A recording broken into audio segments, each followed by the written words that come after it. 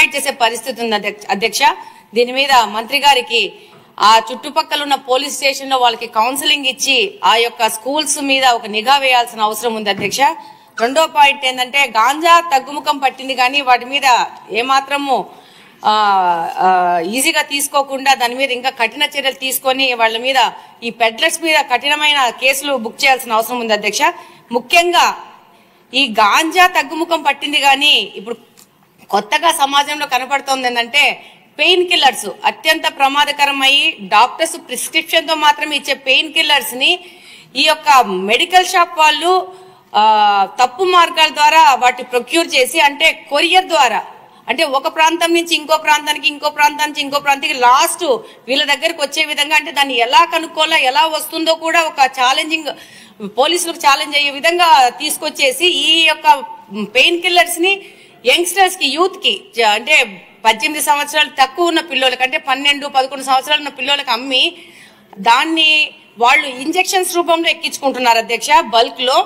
దానివల్ల వాళ్ళ ఆరోగ్యం దెబ్బతింటా ఉంది. ఇంట్లో వాళ్ళు తల్లుల దగ్గర వాళ్ళని కొట్టి వాళ్ళని హింసించి కూడా డబ్బులు దొంగతనం చేయడం కానీ వాళ్ళని హింసించి తీసుకుపోవడం జరుగుతుంది వీటిని కొనుక్కోవడానికి. రెండో విషయం ఏంటంటే ఈ యొక్క పెయిన్ కిల్లర్స్ వాడడం వల్ల దాన్ని ఒక గ్రూప్ ఒకటేసారి ఒకటే ఇంజెక్షన్ లో ఎక్కించుకోవడం వల్ల దానివల్ల అంటువ్యాధులు కూడా ప్రబలే అవకాశం ఉంది అధ్యక్ష.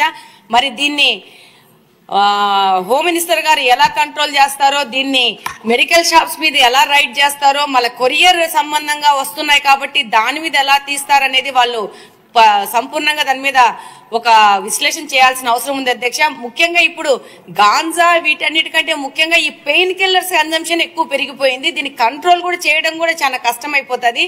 దీన్ని మంత్రి గారి దృష్టికి తీసుకెళ్తున్నారు అధ్యక్ష మీ ద్వారా. థ్యాంక్ యూ అధ్యక్ష. మీ నియోజకవర్గం వరకు ఏం చేయాలో మీరు కూడా ప్లాన్ చేసుకోవచ్చు, అన్ని మంత్రి గారి మీద కాదు. శ్రావణ్ గారు సమయం చాలా తక్కువ వస్తే క్లుప్తంగా మీ ప్రశ్న. అధ్యక్ష చాలా ముఖ్యమైన సబ్జెక్ట్ కాబట్టి అడిగాం అధ్యక్ష. ధన్యవాదాలు మీరు మాకు అవకాశం ఇచ్చినందుకు. 11,000 ఎకరాల నుంచి 100 ఎకరాలకి పడిపోయింది సాగు అని చెప్పడం చాలా సంతోషదాయకం, ఆనందదాయకం, అభినందనీయం కూడా అధ్యక్ష. అయితే ఆ 11,000 ఎకరాలు ఎక్కడున్నాయి?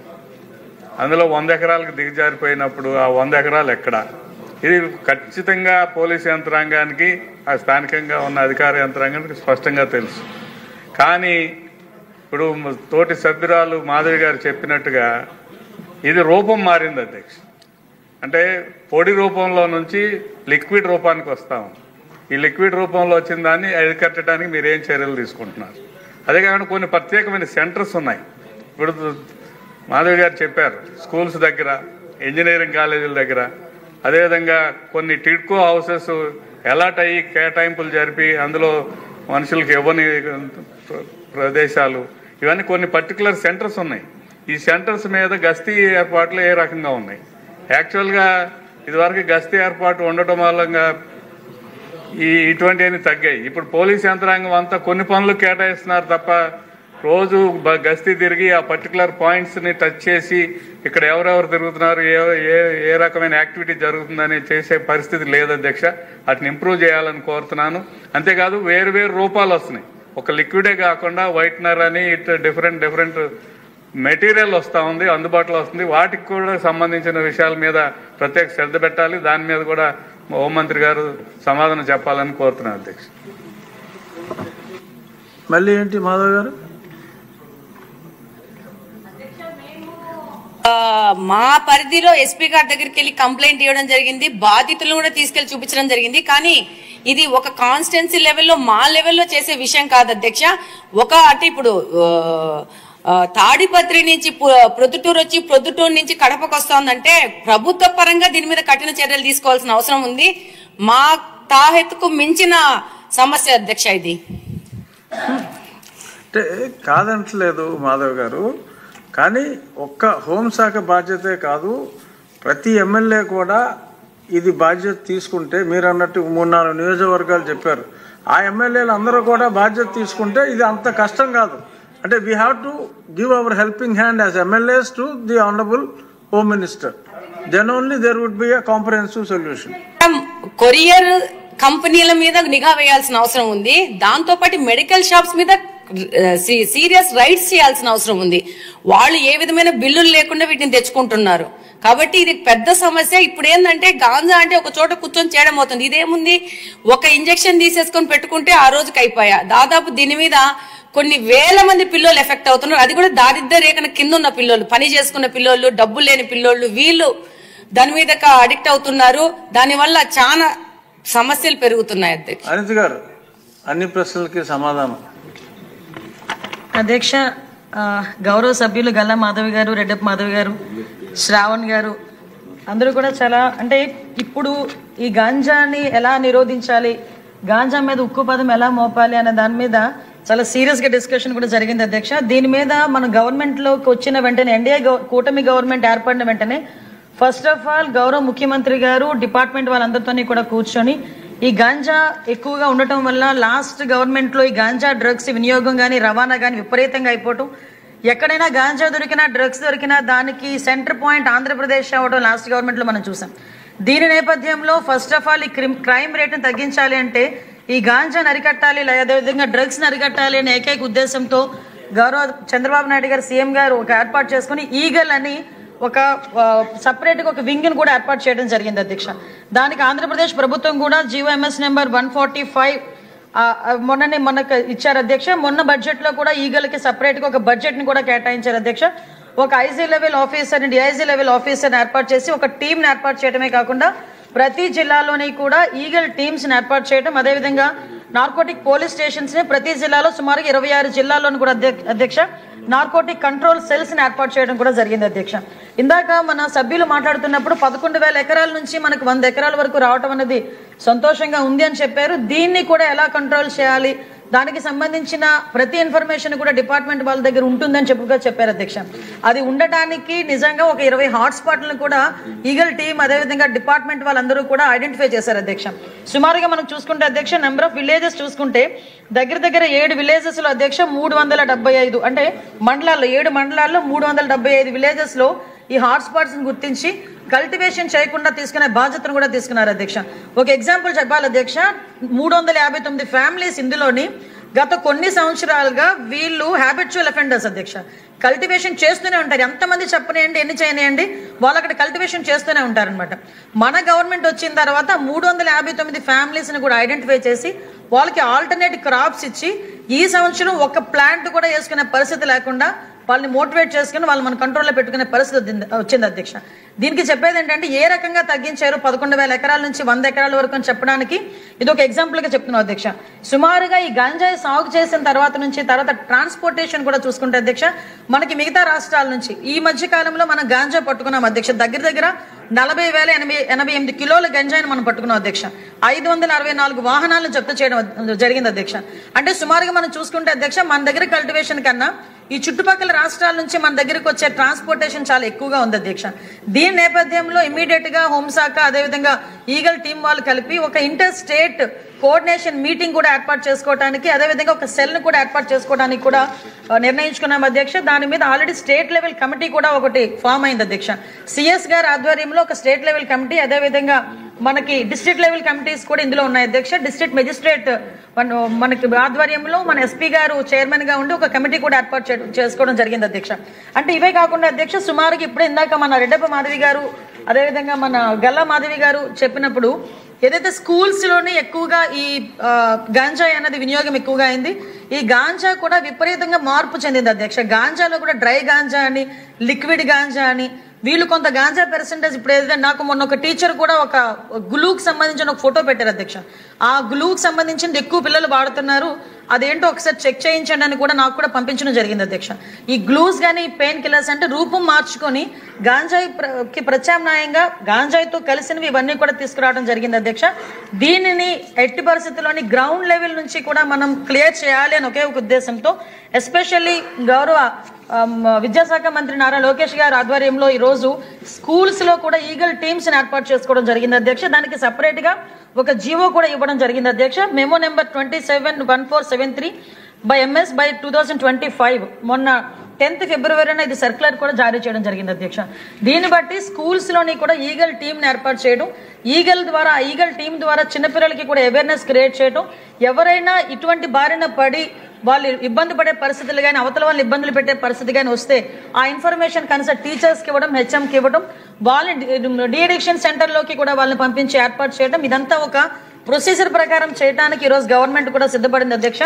గ్రామాల లెవెల్లోనే కాదు పాఠశాల లెవెల్లోని కూడా గాంజా నిర్మూలించాలి అనుకుంటే ఈగల్ టీమ్స్ అనేవి చాలా ఎక్కువగా ఉపయోగపడే పరిస్థితి ఉంది. దయచేసి ఇక్కడ ఉన్న సభ్యులందరూ కూడా వాళ్ళ పరిధిలో నియోజకవర్గ పరిధిలో ఉన్న స్కూల్స్ అన్నింటిలోని కూడా ఈ ఈగల్ టీమ్స్ ని ఏర్పాటు చేయడం, అదేవిధంగా వాళ్ళకి కూడా అవేర్నెస్ ఇవ్వడంలో లోకల్ మన ఎమ్మెల్యేస్ కూడా ఇన్వాల్వ్ అవ్వాలని, మంత్రులు కూడా ఇన్వాల్వ్ అవ్వాలని ప్రత్యేకంగా నేను కోరుకుంటున్నాను అధ్యక్ష. అదేవిధంగా అధ్యక్ష మనకి పర్టికులర్ గా అధ్యక్ష ఈగల్ టీమ్స్ తో పాటు ఒక వర్క్ షాప్స్ ఏర్పాటు చేయడం అధ్యక్ష. ఈ వర్క్ షాప్స్ ఏర్పాటు చేయడం, డీఅడిక్షన్ సెంటర్స్ దగ్గర 44 డీఅడిక్షన్ సెంటర్స్ మన దగ్గర ఉన్నాయి అధ్యక్ష. అంటే ప్రైవేటు గవర్నమెంట్ కలుపుకొని వీటన్నిటికీ కూడా అధ్యక్ష వాళ్ళ దగ్గర వాళ్ళని సైకలాజికల్గా వాళ్ళకి ట్రీట్మెంట్ ఇవ్వడానికి కానీ, మెడికల్గా ట్రీట్మెంట్ ఇవ్వడానికి కానీ, వాళ్ళకి అవేర్నెస్ క్రియేట్ చేయడానికి కానీ, వాళ్ళకి మెడికల్ ట్రీట్మెంట్ ఉన్నన్ని రోజులు కూడా వాళ్ళకి ఫ్రీగా ఏర్పాటు చేసే పరిస్థితులు కానీ ఇవన్నీ కూడా మనం ఏర్పాటు చేసుకుంటున్నాం అధ్యక్ష. ప్రత్యేకంగా జైల్స్లో కూడా డీఅడిక్షన్ సెంటర్స్ పెట్టడానికి కేంద్ర హోం మంత్రిత్వ శాఖ కూడా ఆదేశాలు కూడా ఇవ్వడం జరిగింది. ఎక్కడైతే జైల్స్ ఉన్నాయో జైల్స్ లోపలే అంటే మళ్ళీ వీళ్ళని బయటకు తీసుకొచ్చి డీఅడిక్షన్ సెంటర్లో జాయిన్ చేసి వాళ్ళకి సపరేట్గా వాళ్ళకి ప్రొటెక్షన్ ఇచ్చి ఇవన్నీ కాకుండా జైల్స్లోనే ఏర్పాటు చేసే విధంగా కూడా మనం ఏర్పాటు చేసుకోవడం జరిగింది అధ్యక్ష. ప్రత్యేకంగా ఈగల్ టీమ్ ప్రత్యేకంగా ఒక టోల్ ఫ్రీ నెంబర్ కూడా ఏర్పాటు చేయడం జరిగింది అధ్యక్ష.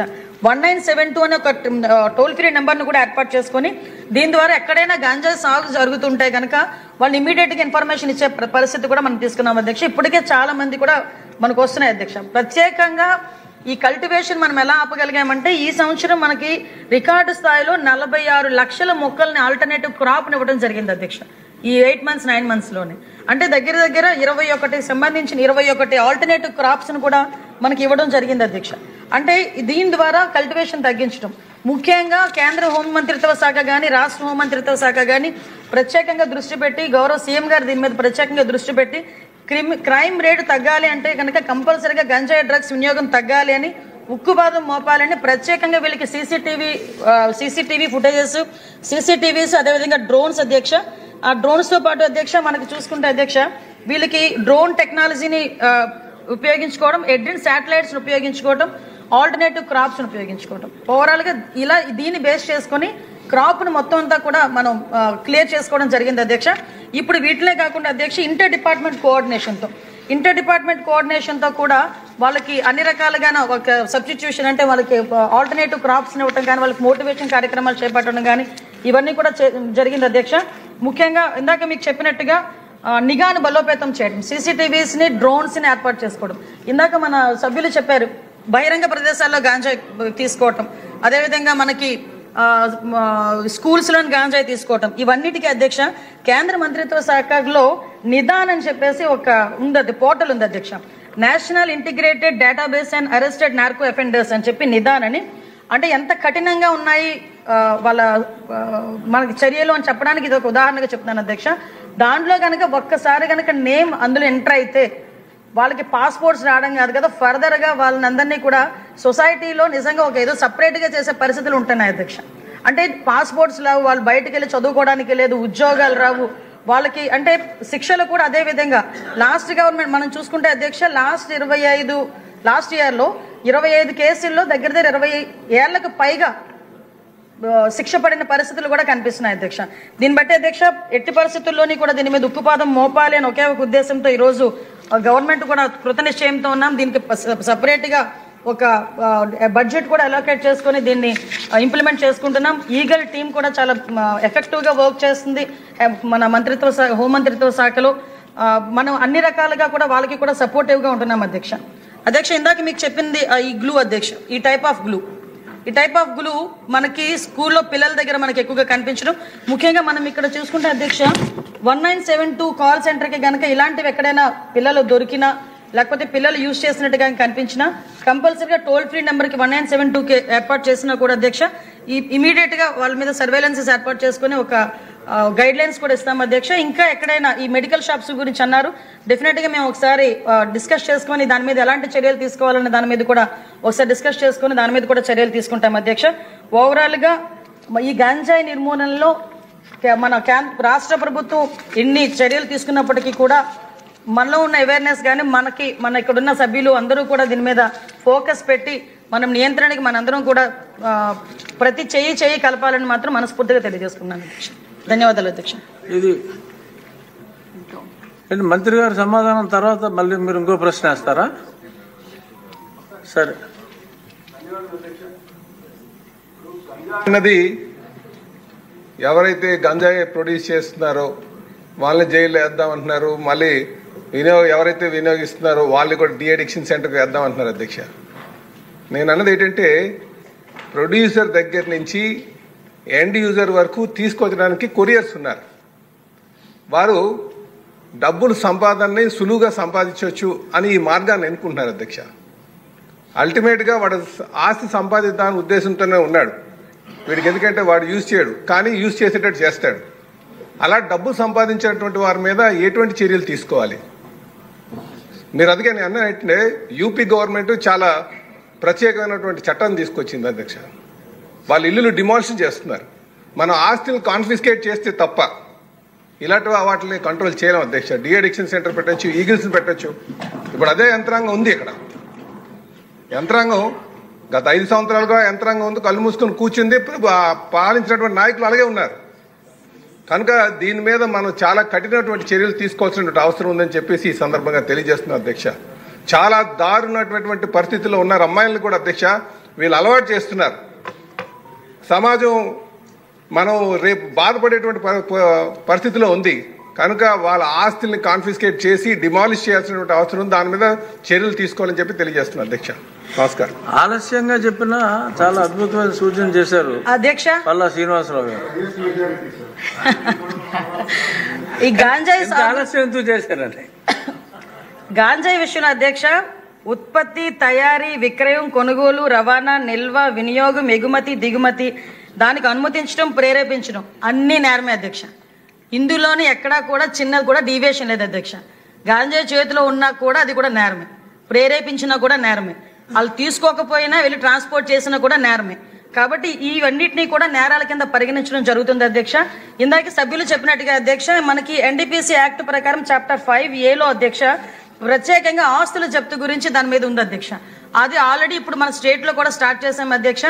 ఆస్తులు ఇప్పుడు మనకి ఫైనాన్షియల్ ఇన్వెస్టిగేషన్ లో అధ్యక్ష ఆస్తుల జప్తును కూడా ప్రత్యేకంగా తీసుకొని ఆల్రెడీ మన ఈ 4 నెలల్లోని 2 చోట్ల, ఒకటి అనకాపల్లిలో ఒకటి విజయనగరంలో ఒకటి, ఇలాగే ఆస్తులు కూడా జప్తు చేయడం జరిగింది అధ్యక్ష.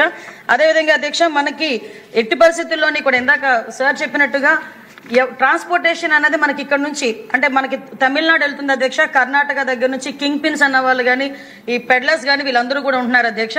వీళ్ళందరినీ కూడా ఐడెంటిఫై చేసుకొని ప్రస్తుతానికి మాకు పాత రికార్డ్స్ లో ఉన్న కింగ్ పిన్స్ కూడా వాళ్ళు ఇప్పుడు ఏం చేస్తున్నారు, వాళ్ళ మూవ్మెంట్స్ కూడా ఈ రోజు తెలుసుకునే పరిస్థితిలో అంత ఇన్డెప్త్ గా కూడా దర్యాప్తు కొనసాగుతుంది అధ్యక్ష. అంటే కొన్ని విషయాలు బహిరంగంగా చెప్పలేము కాబట్టి చెప్పలేకపోతున్నాం, కానీ ఇన్వెస్టిగేషన్ అయితే లోతుల్లోకి వెళ్ళి చేస్తున్నాం అధ్యక్ష. కింగ్ పిన్ దొరికిన కింద స్థాయి నుంచి ఇందాక ఎక్కడైతే ఉత్పత్తి దగ్గర నుంచి రవాణా వరకు తీసుకునే వాళ్ళు ప్రేరేపించేంత వరకు ఆ లింక్ డాట్స్ అన్నింటినీ కూడా కనెక్ట్ చేసుకుని మొత్తం అన్నిటి మీద కూడా చర్యలు తీసుకుంటాం. ఆస్తులు కూడా జప్తు చేస్తున్నాం అధ్యక్ష. వాళ్ళకి సంబంధించిన వాళ్ళ మీద అన్ని చర్యలు కూడా తీసుకుంటున్నాం అధ్యక్ష. ఇది చాలా పెద్ద సమస్య. పల్లా శ్రీనివాస్ గారు సూచించినట్టు ఆ ఉత్తరప్రదేశ్ చట్టం ఏంటో కూడా స్టడీ చేసి అదేమన్నా మనం అడాప్ట్ చేసుకుంటానికి వీలవుతుందేమో. అనిత గారు యూపీ చట్టం గురించి చెప్పారు. ఆ చట్టాన్ని కూడా పరిశీలించి మన చట్టసభలో అదేదైనా చేసుకుంటే మంచిదేమో. ఎందుకంటే ఇది మనం ప్రభుత్వం చేసే సంక్షేమ కార్యక్రమాల కన్నా కూడా దీన్ని నిర్మూలించగలిగితే కొన్ని తరాలను కాపాడిన వాళ్ళు అవుతాం. కాబట్టి ఇది ఒక అతి పెద్ద సంక్షేమ కార్యక్రమంగా చేపడితే బాగుంటుంది. అంటే ఈ రోజు అంటే ఎంత మళ్ళీ ఇంకొక చిన్న చెప్పాలి అధ్యక్ష, ఎంత ఇండెప్త్ వరకు వెళ్తున్నామంటే పంజాబ్కి సంబంధించి నార్కోటిక్ లో పంజాబ్ ద బెస్ట్ ప్రాక్టీసెస్ ఉన్నాయి అధ్యక్ష. ఆఖరికి ఒక టీంను కూడా ఈరోజు పంజాబ్ పంపించడానికి కూడా మేము సిద్ధపడ్డాం. పంజాబ్ కూడా వెళ్తున్నారు అధ్యక్ష, ఒక టీం వెళ్తున్నారు. వాళ్ళు వెళ్ళొచ్చిన తర్వాత నేనే స్వయంగా కూడా వెళ్ళి తెలుసుకునే పరిస్థితులు కూడా ఉంటాయి అధ్యక్ష. ఇప్పుడు గౌరవ సభ్యులు చెప్పినట్టుగా ఈ ఉత్తరప్రదేశ్ మిగతా స్టేట్స్లో ఎలా చేస్తున్నారు ఈ నార్కోటిక్స్ సంబంధించిన అన్ని మెటీరియల్స్ కూడా తెప్పించుకుంటున్నాం. అదేవిధంగా ఇంటర్ స్టేట్ సంబంధించిన హోంమంత్రిత్వ శాఖలు అందరితోని కూడా వాళ్ళ డీజీపీస్తో అందరితోని కూడా వైజాగ్లో ఒక మీటింగ్ ఏర్పాటు చేసుకోవడానికి కూడా, అంటే ఎలక్షన్ కోడ్ ఉందని పెట్టలేదు అధ్యక్ష, ఎలక్షన్ కోడ్ అయిపోయిన వెంటనే ఆ మీటింగ్ కూడా వైజాగ్లోనే ఏర్పాటు చేసుకునే పరిస్థితులు కూడా కల్పిస్తున్నాం అధ్యక్ష. ఆఖరి ప్రశ్న 478 డాక్టర్ నిమ్మల రామానాయుడు గారు. ధన్యవాదాలు అధ్యక్ష. ప్రశ్న ఏ మరియు బికి సంబంధించి పూడిక మట్టి మరియు వీడ్ తొలగించడం మరియు లాక్ గేట్ల